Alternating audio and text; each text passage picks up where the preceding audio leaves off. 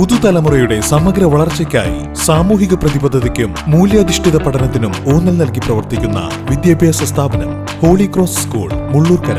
CBSE കരിക്കുലം, academic excellence, qualified and experienced staff and management, co-curricular activities for skill development, communicative English, sports coaching, well-equipped science, computer labs and school library, safe transportation. 2026-27 അധ്യയന വർഷത്തേക്കുള്ള admission ആരംഭിച്ചിരിക്കുന്നു.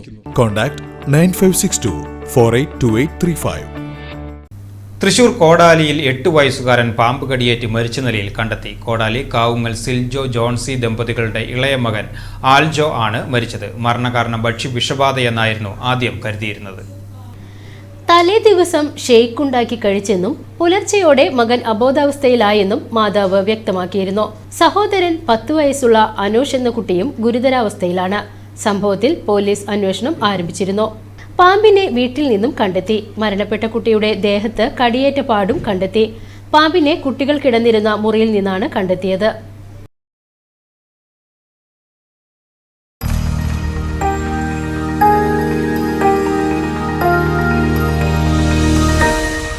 You are watching VCV News.